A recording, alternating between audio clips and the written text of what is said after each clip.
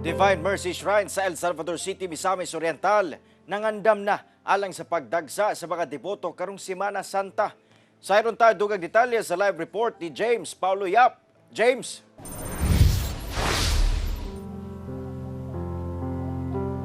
Yes, Cyril, gibutyag sa mga tigdumala sa Divine Mercy Shrine nga wala sila kabaguhan nga ipatuman sa mga gabayan alang sa mga deboto nga mobisita sa maong shrine.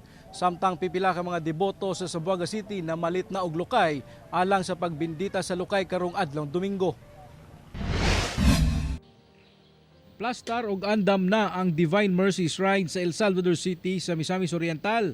Usa ka semana una ang pagbalaan sa mahal nga adlaw. Mao kini ang gibutyag sa presidente sa Divine Mercy Foundation nga si Paquita Adaza. Dugang niya nga susama lang gihapon sa milabayng tuig ang mga gabayan sa pagsulod sa shrine. To provide also convenient sa atong mga pilgrims kay labi kay mura og init gyud na dili unusual ang kainit karon. As a matter of fact, ang mga kahoy dinhi inside the shrine kanipis na ang mga dahon kay na nga tugos kainit. Bisan pa man sa kainit sa panahon, pipila ka mga deboto na bisita sa shrine. Gani naabtan pa sa GMA Regional TV1 Mindanao ang magbarkada nga gikan pa sa Bicol Region nga mibisita sa Divine Mercy Shrine. We will be very impressed dito sa scene, tapos very solemn na pumunta dito. Kalimitan talaga, mga babae talagang pumupunta. Yes. And yet, sabi ko nga, best na rin sa experience. Ito. Alas 7 sa buntag adlong Domingo, adunay usa ka misa nga ipahigayon sa open ground sa shrine alang sa pagblessing sa Lukay o Palm Sunday. Gitugutan sab ang overnight stay sa sulod sa shrine apan kutob lang sa Huwebes Santo sa gabi. Sumala sa El Salvador City Police nga andam na kuno ang ilang mga personahe nga mao'y magbantay sa shrine.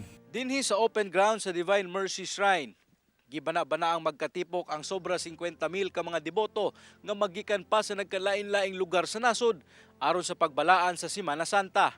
Busa hangyo karon sa tigdumala sa maong shrine nga sundon lang ang tanang gabayan nga ilang itakda aron nga malikayan ang kasamok. Yung bawal talaga sir na ipasok do sir, una sir, firearms, yung liquor, yung deadly weapons, bladed weapons. We have our contingency plan, we have our command center. Any untoward incident happened, we are on top of the situation.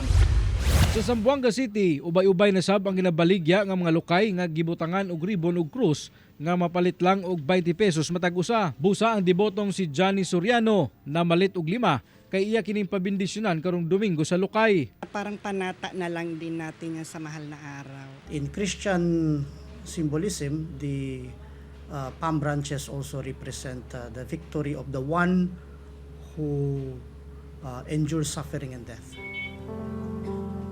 Cyril, gilauman nga dagsaon ang El Salvador Shrine sa mga katolikong deboto og lakip na sab ang tanang pilgrimage site sa tibuok Mindanao.